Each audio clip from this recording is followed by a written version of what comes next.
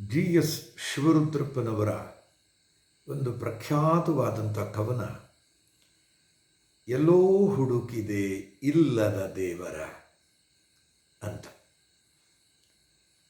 ಅದು ಅದರ ಆ ಪದ್ಯದ ಕೊನೆಯ ಸಾಲುಗಳು ಏನಿದ್ದಾವೆ ಅವು ಬಹಳ ಜನರ ಬಾಯಲ್ಲಿ ಬಂದು ಹೋಗಿದ್ದಾವೆ. ಅದು ಯಾವ ಪದ್ಯ, ಏನು ಕಥೆ ಅನ್ನೋದು ಎಷ್ಟು ಜನಕ್ಕೆ ಅದು ಗಮನಕ್ಕೆ ಬಂದಿದೆಯೋ ಇಲ್ವೋ, ಆದರೆ ಈ ಸುಂದರವಾದ ಅರ್ಥಗರ್ಭಿತವಾದ ಮಾರ್ಮಿಕವಾದ ಅಂತೆಲ್ಲ ಹೇಳ್ತೇವಲ್ಲ, ಮನೋಜ್ಞವಾದಂಥ ಮಾತುಗಳು ಮತ್ತು ಸತ್ಯವಾದ ಮಾತುಗಳು, ಕಟು ಸತ್ಯ ಅಂತ ಹೇಳ್ತೇವಲ್ಲ, ಆ ಕಟು ಸತ್ಯವಾದಂಥ ಮಾತುಗಳು ಈ ಸಾಲುಗಳಲ್ಲಿವೆ ಅಲ್ವಾ. ಹತ್ತಿರವಿದ್ದೂ ದೂರ ನಿಲ್ಲುವೆವು, ಹತ್ತಿರವಿದ್ದೂ ದೂರ ನಿಲ್ಲುವೆವು, ನಮ್ಮ ಅಹಮ್ಮಿನ ಕೋಟೆಯಲ್ಲಿ. ಎಷ್ಟು ಕಷ್ಟವೋ ಹೊಂದಿಕೆ ಎಂಬುದು 4 ದಿನದ ಈ ಬದುಕಿನಲ್ಲಿ. ಎಂಥ ಅರ್ಥಗರ್ಭಿತವಾದಂಥ ಸತ್ಯವಾದಂಥ ಮಾತುಗಳು. ಜೀವನವನ್ನು ಹೀಗೆ ಸಿಂಹಾವಲೋಕನ ಮಾಡುತ್ತಾ ಬಂದರೆ, ಮೆಲುಕು ಹಾಕ್ತಾ ಬಂದರೆ, ನಾವು ಕಳೆದಂಥ ದಿನಗಳನ್ನು ಯಾರ್ಯಾರೋ ಜೀವನದಲ್ಲಿ ಬಂದರು ಬಂದರು ಬಂದರು ಬಂದರು ಒಂದಷ್ಟು ಕಾಲ ನಿಂತರು, ಮತ್ತೆ ಹೊರಟರು. ಹಾಗೆ ಹೊರಡುವಾಗ ಸಹಜವಾಗಿ ಅದು ಸಾವು ಮತ್ತೊಂದೋ ಯಾವುದೋ ಅದು ಬೇರೆ. ಆದರೆ ಬದುಕಿನಲ್ಲೇ ನಾವು ಎಷ್ಟೋ ಜನಗಳನ್ನು ಅವರು ಬದುಕಿದ್ದಾಗಲಿ ನಮ್ಮ ಜೊತೆಯಲ್ಲಿ ಅವರ ವರ್ತನೆ, ನಾವುಗಳು ಅವರ ಜೊತೆಯಲ್ಲಿ ಮಾಡುವ ವರ್ತನೆ, ಇವುಗಳನ್ನೆಲ್ಲ ನೋಡುವಾಗ ಎಷ್ಟು ಕಟು ಸತ್ಯ ಇದು ಅಂತ ಅನ್ನಿಸ್ತದೆ. ಹತ್ತಿರವಿದ್ದೂ ದೂರ ನಿಲ್ಲುವೆವು. ಎದುರುಗಡೆಯಲ್ಲೇ ಬರ್ತಾರೆ, ಮಾತಾಡಿಸೋದಿಲ್ಲ, ಅವರು ಮಾತಾಡಿಸೋಲ್ಲ, ನಾವು ಮಾತಾಡಿಸೋಲ್ಲ. ಹತ್ತಿರ ಬಂದರೂ ದೂರನೇ ಇರ್ತೇವೆ. ಎಷ್ಟೋ ಸಲ ಅಕ್ಕಪಕ್ಕ ಕೂರ್ತೇವೆ, ಎದರ ಬದರ ಬರ್ತೇವೆ, ಆದರೆ ದೂರ ನಿಲ್ಲುವೆವು. ಅಕ್ಕಪಕ್ಕ ನಿಂತ್ಕೊಂಡ್ರೂ ಕೂಡ ಮಾತಾಡಿಸೋದಿಲ್ಲ ನೋಡಿ. ಹತ್ತಿರವಿದ್ದು ದೂರ ನಿಲ್ಲುವೆವು. ಯಾಕಿದು? ನಮ್ಮ ಅಹಮ್ಮಿನ ಕೋಟೆಯಲ್ಲಿ. ನಮ್ಮ ಅಹಂ ಇದೆಯಲ್ಲ, ಇಗೋ ಇದೆಯಲ್ಲ, ಅದು ಹೆಡೆ ಎತ್ತಿರುತ್ತೆ. ಅದು ಹೇಗಿರುತ್ತೆ ಅಂತಂದರೆ ಕೋಟೆಯಾಗಿಬಿಟ್ಟಿರುತ್ತಂಥದ್ದು. ಬರೀ ಯಾವುದೋ ಒಂದು ದಾಟಬಹುದಾದಂಥ ಯಾವುದೋ ಒಂದು ಸಣ್ಣದು ಅಬ್ಸ್ಟ್ರಕಲ್ ಅಲ್ಲ, ಅದು ಕೋಟೆ ಅಂತೆ. ಅದು ನಮ್ಮ ಅಹಮ್ಮಿನ ಕೋಟೆಯಲ್ಲಿ. ನನಗೀಗ ಅನ್ನೋದು ಅಂದ್ರೇನು? ನಾನು ಯಾರು? ನನ್ನ ಪದವಿ ಏನು? ಸಮಾಜದಲ್ಲಿ ನನ್ನ ಸ್ಥಾನ ಏನು? ನನ್ನ ಮಾನ ಏನು? ನನ್ನ ಶ್ರೀಮಂತಿಕೆ ಏನು? ನನ್ನ ರೂಪ ಏನು? ನನ್ನ ಅದೇನು ಇದೇನು? ನನ್ನನ್ನು ಹೀಗೆ ಮಾತಾಡಿಸೋದು ಅಂದ್ರೇನು? ನಮ್ಮ ಅಹಮ್ಮಿನ ಕೋಟೆ. ಅದರಲ್ಲಿ ಹತ್ತಿರವಿದ್ದೂ ದೂರ ನಿಲ್ಲುವೆವು. ಎಷ್ಟು ದಿನದ ಬಾಳಿದು? 4 ದಿನದ ಬಾಳು ಅಂತ. ಮಗುವಾಗಿ ಹುಟ್ಟಿದ್ವಿ, ಬಾಲ್ಯದಲ್ಲಿ ಬಾಲಕರಾಗಿ ಏನೇನೋ ಆಟವಾಡಿದ್ವಿ, ಮರ ಹತ್ತಿದ್ವಿ, ಮರದಿಂದ ಬಿದ್ದ್ವಿ, ಏನೋ ಚಿನ್ನಿದಾಂಡ ಆಡಿದ್ವಿ. ನಾವು ಯಾರು ಅನ್ನೋ ಯಾವ ಒಂದು ಪರಿಜ್ಞಾನವೂ ಇಲ್ಲದೆ ಮಕ್ಕಳಾಗಿ ಏನು ಬಾಲಕರಾಗಿ ಆ ಕಾಲವನ್ನೆಲ್ಲ ಕಳೆದುಬಿಟ್ವಿ. ಯೌವನಕ್ಕೆ ಬಂದ್ವಿ, ಪ್ರೌಢಾವಸ್ಥೆಗೆ ಬಂದ್ವಿ, ವೃದ್ಧಾಪ್ಯಕ್ಕೆ ಬಂದ್ವಿ.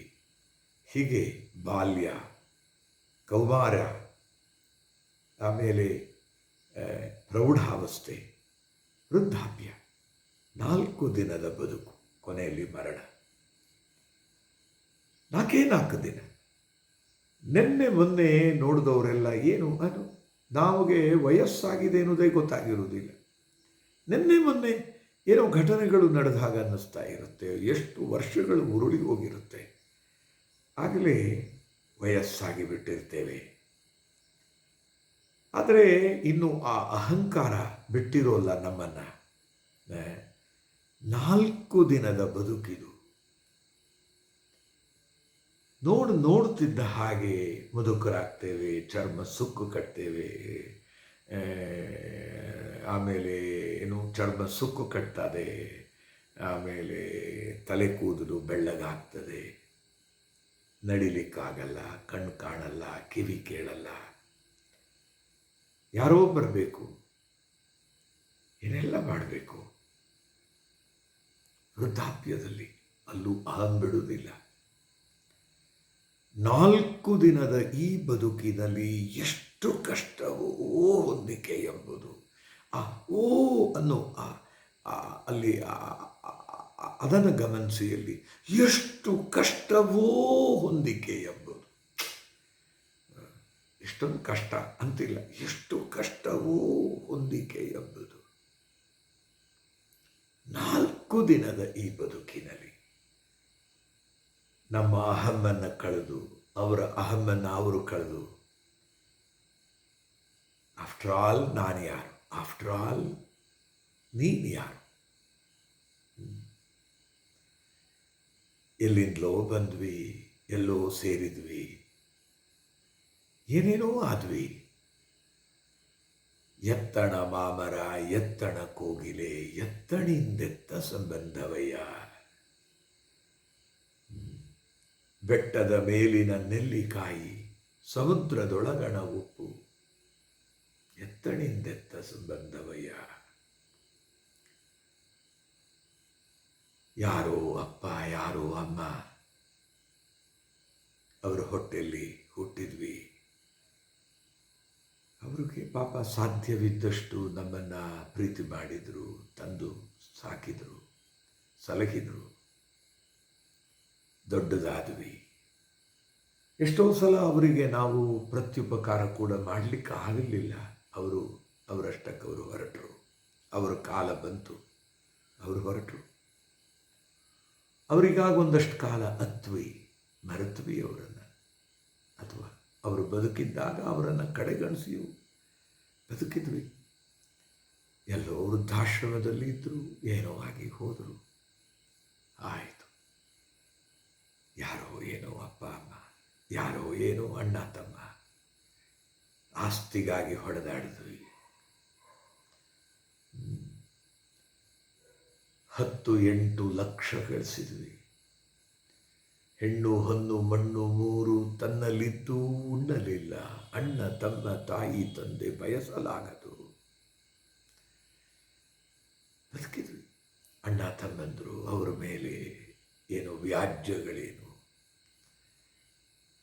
ಗಲಾಟೆಗಳೇನು, ಹೆಂಡತಿ ಯಾರೋ ಏನು ಕಥೆಯೋ.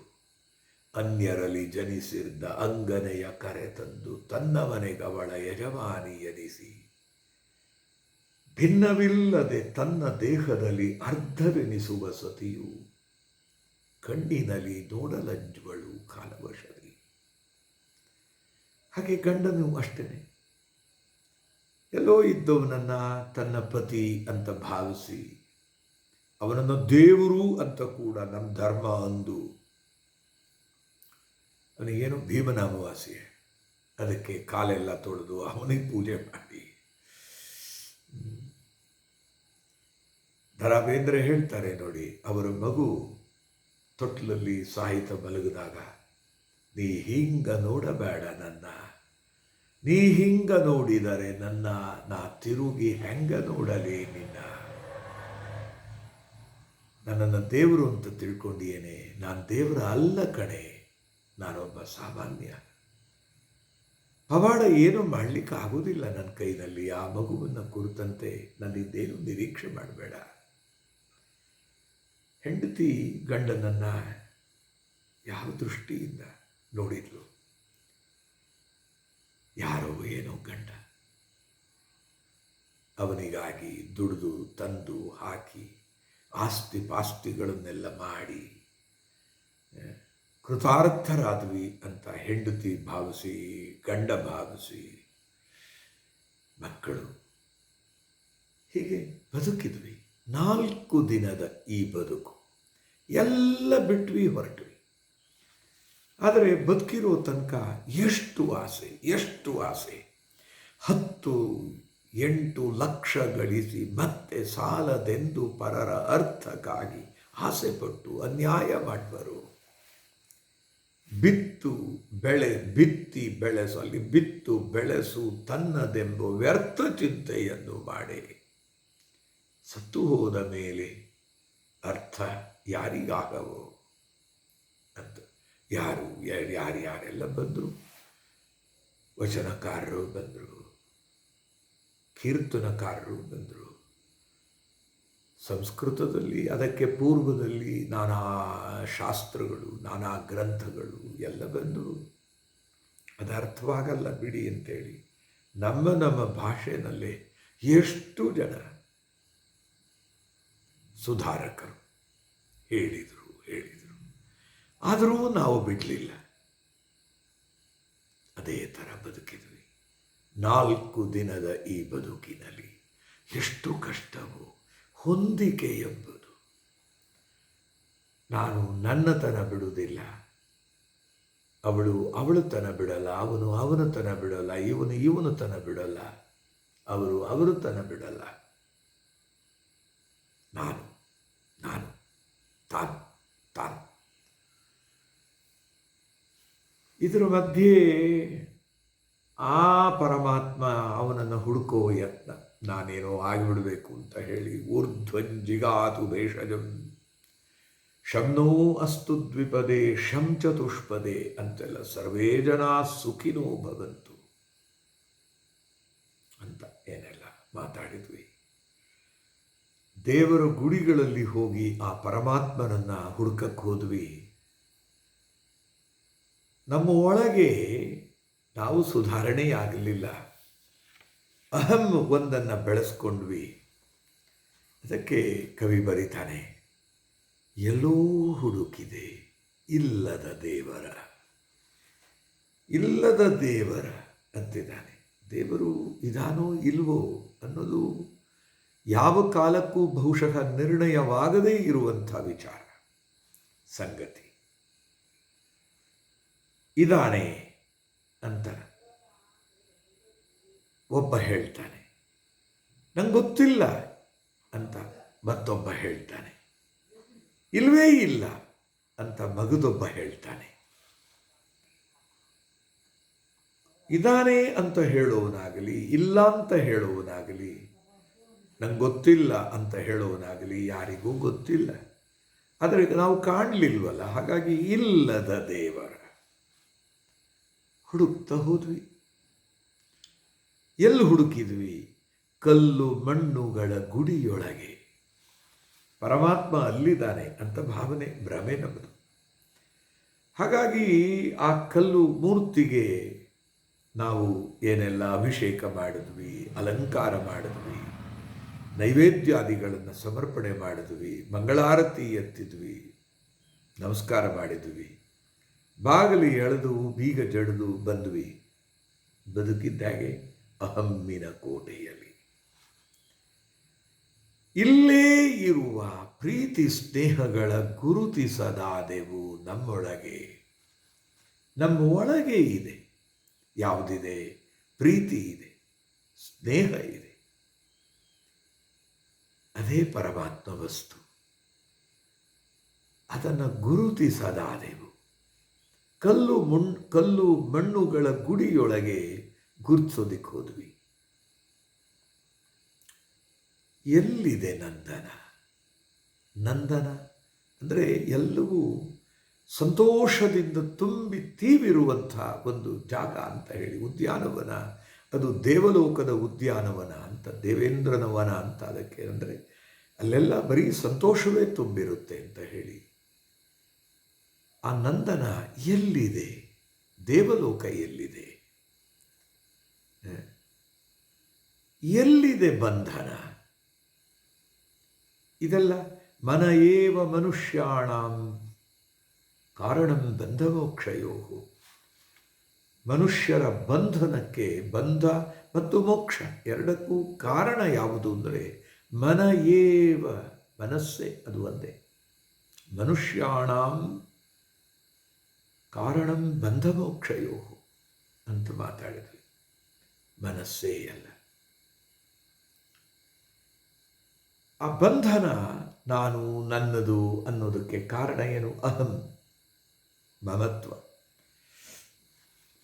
ಯಾಕೆ ಒಬ್ಬ ಗಂಡ ತನ್ನ ಹೆಂಡತಿಯನ್ನು ಪ್ರೀತಿಸ್ತಾನೆ? ಆತ್ಮನಸ್ತು ಕಾಮಾಯ, ತನಗಾಗಿ ಪ್ರೀತಿಸ್ತಾನೆ. ದೇವತೆಗಳನ್ನು ಯಾಕೆ ಪ್ರೀತಿಸ್ತಾನೆ? ತನಗಾಗಿ ಪ್ರೀತಿಸ್ತಾನೆ. ಆತ್ಮನಸ್ತು ಕಾಮಾಯ, ದೇವತೆಗಳು ಪ್ರಿಯರಾಗ್ತಾರೆ. ಹೀಗೆ ಯಾಜ್ಞವಲ್ಕ್ಯ ಬೃಹದಾರಣ್ಯೋಪನಿಷತ್ನಲ್ಲಿ ಹೇಳ್ತಾ ಹೋಗ್ತಾನೆ ಮಧುಕಾಂಡದಲ್ಲಿ. ಕಾತ್ಯಾಯಿನಿ ಕೇಳ್ತಾಳೆ, ನಿನಗೆ ಬೇಡದೇ ಇರೋ ಈ ಶ್ರೀಮಂತಿಕೆ, ಈ ಸಂಪತ್ತು ಇತ್ಯಾದಿಗಳು ನನಗೂ ಬೇಡ, ನನಗೆ ಉತ್ತರ ಕೊಡು ಅಂತ ತನ್ನ ಪತಿಯನ್ನೇ ಹಿಂಬಾಲಿಸ್ತಾಳೆ. ಪ್ರಶ್ನೆ ಕೇಳ್ತಾಳೆ. ಆಗ ಯಾಜ್ಞವಲ್ಕ್ಯ ಕೊಡುವಂಥ ಉತ್ತರ, ಕಾತ್ಯಾಯಿನಿ, ಯಾಕೆ ಒಬ್ಬ ಪತಿ ತನ್ನ ಪತ್ನಿಯನ್ನು ಪ್ರೀತಿಸ್ತಾನೆ ಅಂದರೆ ತನ್ನ ಸ್ವಾರ್ಥಕ್ಕಾಗಿ, ತನಗಾಗಿ. ಪತ್ನಿ ಯಾಕೆ ಪ್ರೀತಿಸ್ತಾಳೆ? ತನಗಾಗಿ ಪ್ರೀತಿಸ್ತಾಳೆ. ಮಕ್ಕಳು ಯಾಕೆ ಪ್ರೀತಿಸ್ತವೆ? ತಮಗಾಗಿ ಪ್ರೀತಿಸ್ತವೆ. ಮಕ್ಕಳನ್ನು ಯಾಕೆ ಪ್ರೀತಿಸ್ತಾರೆ? ತಮಗಾಗಿ ಪ್ರೀತಿಸ್ತಾರೆ. ಎಲ್ಲವೂ ಕೂಡ ಆತ್ಮನಸ್ತು ಕಾಮಾಯ. ಹಾಗೆ ಈ ಬಂಧನ ಅಂತಕ್ಕಂಥದ್ದು ಎಲ್ಲಿದೆ ಅಂದರೆ ನಮ್ಮೊಳಗೆ ಇದೆ. ಎಲ್ಲ ಇವೆ ಈ ನಮ್ಮೊಳಗೆ. ಈ ನಮ್ಮೊಳಗೆ ಒಳಗಿನ ತಿಳಿಯನು ಕಲಕದೆ ಇದ್ದರೆ ಎಲ್ಲರಲ್ಲೂ ಕೂಡ ಹೊಲಸಿದೆ, ತಿಳಿಯಲ್ಲದ್ದಿದೆ. ಹಾಗೆ ನೀರು ಮೇಲ್ಗಡೆ ತಿಳಿ ಇದ್ದು ಕೆಳಗಡೆಯಲ್ಲಿ ಅದರ ಗಸಡು ಕಚಡ ಇರ್ತದಲ್ಲ. ನೀವು ನೀರು ತಿಳಿಯಾಗಿಯೇ ಇರಬೇಕಾ? ಕಲಕಬೇಡಿ. ಅಡಿನಲ್ಲಿರೋ ಕೆಸರು ಮೇಲೆ ಬರ್ತದೆ, ಕೊಳೆ ಮೇಲಕ್ಕೆ ಬರ್ತದೆ. ಹಾಗೆ ಪ್ರತಿಯೊಬ್ಬನ ಮನಸ್ಸಿನಲ್ಲೂ, ಪ್ರತಿಯೊಬ್ಬನ ಹೃದಯದಲ್ಲೂ ಆಸುರಿ ಭಾವಗಳು ಇದ್ದಾವೆ. ಕೋಪ ಇದೆ, ಸೆಡವಿದೆ, ಮತ್ಸರ ಇದೆ, ಹೇಳ್ತಾರಲ್ಲ ಅರಿಷಡ್ವರ್ಗಗಳು. ಕಾಮ, ಕ್ರೋಧ, ಲೋಭ, ಮೋಹ, ಮದ, ಮತ್ಸರ ಎಲ್ಲರಲ್ಲೂ ಇದೆ. ಆ ಬಗ್ಗಡ, ಆ ಕೊಳಕು, ಆ ಕಸ ಅಡಿನಲ್ಲೇ ಇರಬೇಕು. ಮೇಲ್ಗಡೆಯಲ್ಲಿ ಎಲ್ಲರೂ ತಿಳಿಯಾಗಿ ಕಾಣಿಸ್ತಾರೆ. ಕೆದಕಿದರೆ ಅವರಲ್ಲಿರೋ ಆ ಕಚಡ ಮೇಲಕ್ಕೆ ಬರ್ತದೆ, ಬಗ್ಗಡ ಮೇಲಕ್ಕೆ ಬರ್ತದೆ. ಹಾಗಾಗಿ ಅವನು ಹೇಳ್ತಾನೆ ನೋಡಿ, ಕೋಪ ಬಂದಾಗ ಏನು ಮಾಡ್ತಾನೆ ಅಂತ. ಕೋಪವೆಂಬುದು ಕೇಳು ಪಾಪದ ಆನೆಲೆಗಟ್ಟು, ಕೂಪದೊಳು ನೇಣು ಹರಿವಂತೆ ನರಕಕ್ಕೆ ಕೋಪಿ ತಾನೀಳಿವ ಸರ್ವಜ್ಞ ಅಂತ ಹೇಳ್ತಾನೆ. ಹಾಗೆ ಆ ಕೋಪ ಬಂದಾಗ ಮನುಷ್ಯ ಏನಾಗ್ತಾನೆ? ಅವನ ತಿಳಿ ಹೋಗಿಬಿಡ್ತು, ಕದಡಿ ಹೋಯಿತು. ಮೇಲ್ನೋಟಕ್ಕೆ ಅವನು ಇದುವರೆಗೆ ಏನಾಗಿ ಕಾಣ್ತಾ ಇದ್ದಾನೆ ಅವನಾಗಿರಲ್ಲ. ಹಾಗಂತ ಅವನು ಇದುವರೆಗೆ ತಿಳಿಯಾಗಿದ್ದಾಗ ಚಂದದಲ್ಲಿ ನಮ್ಮ ಜೊತೆಲಿ ಇರಲಿಲ್ವಾ? ಇದ್ದ. ಮತ್ತು ಯಾಕೆ ಹೀಗಾದ? ಕಲಕಿದ್ದು ನಾವು. ಅವನಲ್ಲಿರೋ ಬಗ್ಗಡವನ್ನು, ಕಚಡವನ್ನು ನಾವು ಕಲಕಿದು ನಮ್ಮ ವರ್ತನೆಯಲ್ಲಿ. ಅದು ನಮ್ಮ ಮಾತು, ನಮ್ಮ ಕೃತಿ, ಒಟ್ಟು ನಮ್ಮ ವರ್ತನೆ, ನಮ್ಮ ಚರ್ಯೆ ಅವನನ್ನು ಕೆಣಕಿತು. ಆಗ ಅಲ್ಲಿವರೆಗೆ ತಳದಲ್ಲಿದ್ದಂಥದ್ದು ಮೇಲಕ್ಕೆ ಬಂತು, ತಿಳಿ ಹೋಯಿತು. ಅದಕ್ಕೆ ಹೇಳ್ತಾರೆ, ಎಲ್ಲಿವರೆಗೆ ಆ ತಿಳಿಯನ್ನು ನಾವು ಕಲ್ಕೋದಿಲ್ವೋ ಅಲ್ಲಿವರೆಗೆ ಅದು ನಂದನ. ಆಗ ನಮ್ಮೊಳಗೆ ಬಂಧನ. ನಾನು, ನನ್ನ ಹೆಂಡತಿ, ನನ್ನ ಮಕ್ಕಳು, ನನ್ನ ಆಪ್ತರು, ನನ್ನ ಸ್ನೇಹಿತರು, ನನ್ನ ಅಪ್ಪ ಅಮ್ಮ, ನನ್ನ ಗುರುಗಳು, ನನ್ನ ಹಿರಿಯರು, ನನ್ನ ದೇವರುಗಳು ಎಲ್ಲ ನನ್ನದು. ಬಂಧನ ಅದು ಕಟ್ಟಾಗ್ತದೆ ಅಲ್ಲಿವರೆಗೆ. ಅದಕ್ಕೆ ಶಿವರುದ್ರಪ್ಪನವರು ಹೇಳ್ತಾ ಇದ್ದಾರೆ, ಒಳಗಿನ ತಿಳಿಯನು ಕಲಕದೆ ಇದ್ದರೆ ಅಮೃತದ ಸವಿ ಇದೆ ನಾಲಗೆಗೆ. ನೀವು ಯಾವುದೇ ಸಮುದ್ರ ಮಥನ ಮಾಡಬೇಡ. ನೋಡಿ ಅಲ್ಲಿನ ವಿಚಿತ್ರ ನೋಡಿ. ಸಮುದ್ರ ಆರಾಮವಾಗಿತ್ತು, ಅದನ್ನು ಕಲಕಿದರು ದೇವತೆಗಳು ಮತ್ತು ದಾನವರು ಶ್ರೀಹರಿಯ ನೇತೃತ್ವದಲ್ಲಿ ಅಲ್ವಾ. ಆಗ ಆ ಮಂದರ ಪರ್ವತವನ್ನು ಕಡೆಗೋಲು ಮಾಡಿ, ವಾಸುಕಿಯನ್ನು ಹಗ್ಗ ಮಾಡಿ, ಬಾಲದ ಕಡೆ ದೇವತೆಗಳು, ಅದರ ಹೆಡೆಯ ಕಡೆ ರಾಕ್ಷಸರು, ಹೀಗೆ ಏನೆಲ್ಲ ಆಗಿ ಕಲಕಿದರು, ಮಂಥನ ಮಾಡಿದರು. ಆವಾಗ ಅಮೃತ ಬಂತು.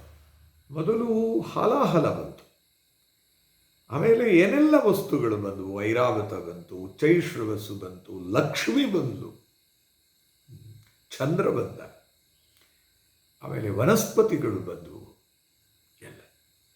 ಅದು ದೇವತೆಗಳು ದಾನವರು ಆ ದೇವನಾಯಕನಾದಂಥ ಶ್ರೀಹರಿಯ ನೇತೃತ್ವದಲ್ಲಿ ವಿವೇಕದಿಂದ ಅದನ್ನು ಕದಡಿದಾಗ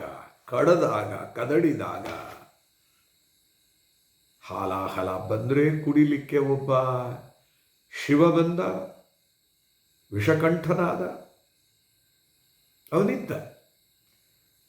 ಅಮೃತ ಬಂದರೆ ಹಂಚಲಿಕ್ಕೆ ಶ್ರೀಹರಿ ಬಂದ, ಇದ್ದ, ಮೋಹಿನಿಯಾಗಿ ಬಂದು ಹಂಚಿದ. ನಮ್ಮ ಜೀವನದಲ್ಲಿ ಹಾಗೆ ಒಬ್ಬ ವಿಷಕಂಠ, ಹಾಗೆ ಒಬ್ಬ ಅಮೃತದ ಪಾತ್ರೆ ಹಿಡಿದು ನಮಗೆ ಅದನ್ನು ಬಡಿಸ್ತಕ್ಕಂತಹ ಒಬ್ಬ ಮೋಹಿನಿ ಬರಬೇಕಲ್ಲ.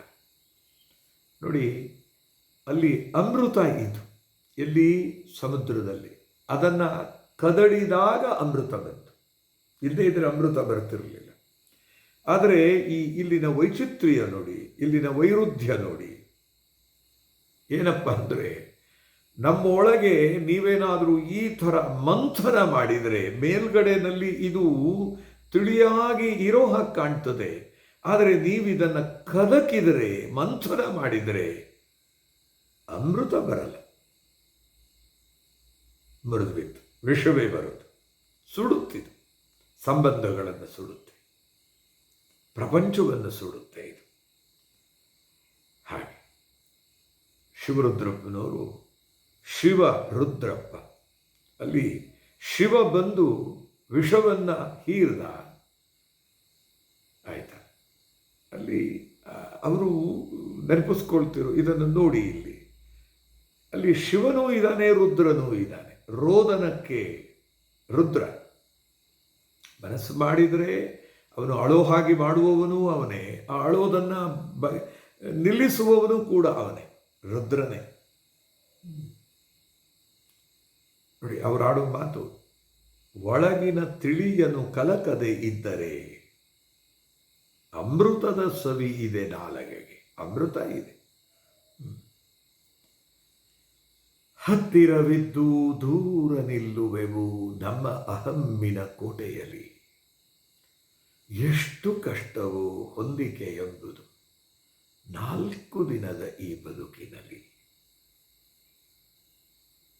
ನಿಜಕ್ಕೂ ಲೆಕ್ಕ ಹಾಕಿದರೆ ನೋಡುತ್ತಿದ್ದ ಹಾಗೆ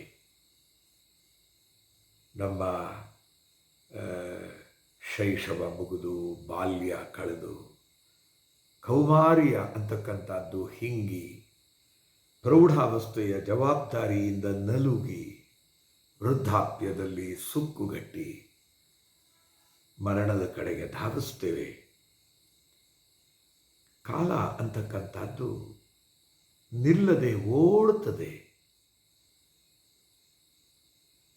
ಎಲ್ಲವನ್ನೂ ಕೂಡ ಅದು ನುಂಗುತ್ತದೆ ಅಂತ.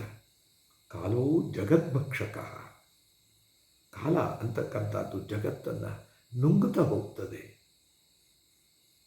ಆದರೂ 4 ದಿನ ಬದುಕುವಂಥ ಈ ಜೀವನದಲ್ಲಿ ಏನೆಲ್ಲ ಸ್ವಾರ್ಥ ನಮ್ಮಲ್ಲಿ ತುಂಬುತ್ತದೆ, ಅಹಂ ಅಂತಕ್ಕಂಥದ್ದು ಆವರಿಸ್ತದೆ, ಮಮತ್ವ ಅಂತಕ್ಕಂಥದ್ದು ಕಟ್ಟಾಗ್ತದೆ.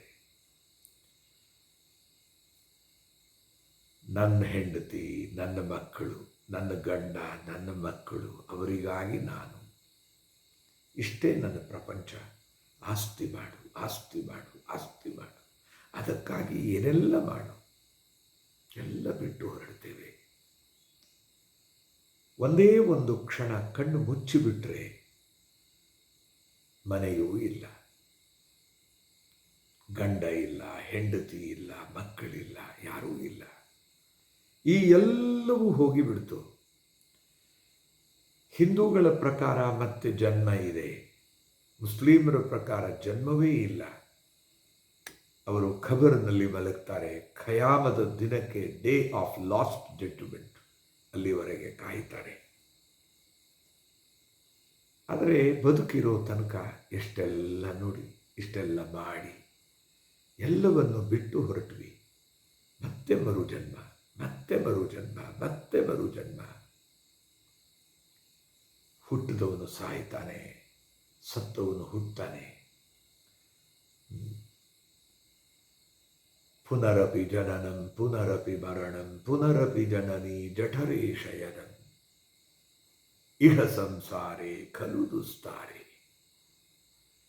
ಆದರೂ ಹಿಂದಿನ ಜನ್ಮಗಳಲ್ಲಿ ಎಲ್ಲಿ ಮನೆ ಕಟ್ಟಿದ್ವು, ಎಷ್ಟು ಮನೆಗಳನ್ನು ಕಟ್ಟಿದ್ವು, ಎಷ್ಟು ಫ್ಲ್ಯಾಟುಗಳನ್ನು ಖರೀದಿ ಮಾಡಿದ್ವು, ಎಷ್ಟು ಜಮೀನುಗಳನ್ನು ಕೊಂಡ್ಕೊಂಡಿದ್ವು, ಎಲ್ಲ ಬಿಟ್ವಿ, ಹೊರಟ್ವಿ. ಆದರೂ ನಮಗೆ ಬುದ್ಧಿ ಬರಲಿಲ್ಲ. ಈ ಸತ್ಯ ಕಣ್ಣು ಮುಂದೆ ನಮಗೆ ಕಾಣ್ತಾ ಇದ್ದರೂ ಕೂಡ ಎಷ್ಟು ಕಷ್ಟವು ಹೊಂದಿಕೆ ಎಂಬುದು. ಹೊಂದಿಕೆ ಯಾಕೆ ಬರೋಲ್ಲ? ಸ್ವಾರ್ಥ ತಾಂಡವ ಮಾಡ್ತದೆ, ಅಹಂ ಮೆರಿತದೆ, ಮಮತ್ವ ಕಾಡ್ತದೆ. ಒಂದು ಸುಂದರವಾದ ಪದ್ಯ. ಎಲ್ಲೋ ಹುಡುಕಿದೆ ಇಲ್ಲದ ದೇವರ, ಕಲ್ಲು ಮಣ್ಣುಗಳ ಗುಡಿಯೊಳಗೆ, ಇಲ್ಲೇ ಇರುವ ಪ್ರೀತಿ ಸ್ನೇಹಗಳ ಗುರುತಿಸದಾದೇನು. ಅಲ್ಲಿ ಗುರುತಿಸದಾದೆವು ಅಂತ ಜನರಲೈಸ್ ಮಾಡ್ತಾ ಇದ್ದಾರೆ. ನಾನು ಅಂತ ಶುರು ಮಾಡಿ ನಾವು ಅಂತ, ನಮ್ಮೊಳಗೆ ಅಂತ, ಎಲ್ಲರೂ ಇದೇ ಥರ. ಅಲ್ಲಿ ನಾನು ಅಂತಕ್ಕಂಥದ್ದು ಎಲ್ಲರ ಪ್ರತೀಕವಾಗ್ತದೆ, ಎಲ್ಲರ ಪ್ರತಿನಿಧಿಯಾಗ್ತದೆ. ನಿಜಕ್ಕೂ ಆಲೋಚನೆ ಮಾಡಿದರೆ ಎಲ್ಲಿದೆ ನಂದನ? ಬೇರೆ ಎಲ್ಲೋ ಇಲ್ಲ. ಎಲ್ಲಿದೆ ಬಂಧನ? ಎಲ್ಲ ಇವೆ ಈ ನಮ್ಮೊಳಗೆ, ಎಲ್ಲ ಇಲ್ಲೇ ನಮ್ಮೊಳಗೆ. ಒಳಗಿನ ತಿಳಿಯನು ಕಲಕದೆ ಇದ್ದರೆ ಅಮೃತದ ಸವಿ ಇದೆ ನಾಲಗೆಗೆ. ನಾಲಿಗೆಯೇ ಎಲ್ಲದಕ್ಕೂ ಕಾರಣ. ಎಲ್ಲಿದೆ ಜಿಹ್ವಾಗ್ರೇ ವಸತಿ ಅಂತ ಸುಭಾಷಿತ ಇದೆ ನೋಡಿ. ಜಿಹ್ವಾಗ್ರೇ, ನಾಲಿಗೆಯ ತುದಿಯಲ್ಲಿ ಇದೆ ಅಮೃತವೂ ಇದೆ, ವಿಷವೂ ಇದೆ. ಇನ್ನೊಬ್ಬರ ತಿಳಿಯನ್ನು ಕಲಕಿ ಬಿಟ್ಟರೆ ನಿಮ್ಮ ನಾಲಿಗೆ ಅದು ಅಮೃತ ಮಾತಾಡಲಿಲ್ಲ, ವಿಷವನ್ನು ಕಕ್ಕಿತು. ಅದಕ್ಕೆ ಪರಗುಣ ಪರಮಾಣು ಪರ್ವತೀಕೃತ್ಯ ನಿತ್ಯಂ ಅಂತ ಒಂದು ಮಾತು ಬರುತ್ತೆ ನೋಡಿ. ಸಂತರಾದವರು ಇನ್ನೊಬ್ಬರ ಗುಣವನ್ನು ದೊಡ್ಡದು ಮಾಡಿ, ಪರ್ವತದ ಹಾಗೆ ದೊಡ್ಡದು ಮಾಡಿ ಮಾತಾಡ್ತಾರೆ. ಅವರಲ್ಲಿರೋ ಅವಗುಣಗಳನ್ನು ಹೇಗೆ ಆ ಪರಶಿವ ವಿಷವನ್ನು ತನ್ನ ಕಂಠದಲ್ಲಿ ಧರಿಸ್ತಾ, ಹಾಗೆ ಕಂಠದಲ್ಲಿ ಅವರು ಹಾಗೆ ಇಟ್ಕೊಳ್ತಾರೆ. ನಾಲಿಗೆಗೆ ಆ ವಿಷವನ್ನು ತರುವುದೇ ಇಲ್ಲ. ಕೆಳಕ್ಕಿಳಿಸಿದರೆ ಪರಶಿವ ಸಾಯ್ತಾನೆ, ಹೊರಗಡೆ ಬಂದರೆ ಜಗತ್ತು ಸಾಯ್ತದೆ.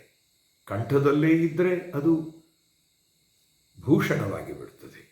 ವಿಷಕಂಠ ನೀಲಕಂಠನಾಗಿ ಬಿಡ್ತಾನೆ, ಅದು ನೀಲಮಣಿಯಾಗಿ ಕಂಗೊಳಿಸ್ತದೆ ಅವನ ಕಂಠದಲ್ಲಿ. ಇನ್ನೂ ಮಾತು ಬಂತು ನೋಡಿ.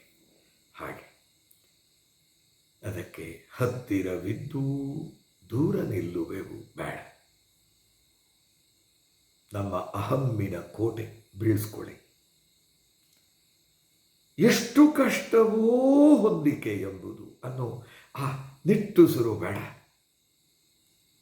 4 ದಿನದ ಈ ಬದುಕು ಅನ್ನೋದನ್ನು ಅರ್ಥ ಮಾಡಿಕೊಂಡ್ರಾಯಿತು. ಬಹುಶಃ ಶಿವರುದ್ರಪ್ಪನವರ ಆಶಯ ಅದು. ಇಲ್ಲದೇ ಇದ್ದರೆ ಬರೀ ಏನೊಂದು ಹೇಳದಂಗಾಗತ್ತೆ. ಯಪ್ಪ, ಈ ಪ್ರಪಂಚದಲ್ಲಿ ನಡೀತಿರೋದು ನಡಿಬಾರದದು ಅನ್ನೋದು ಕವಿಯ ಆಶಯ.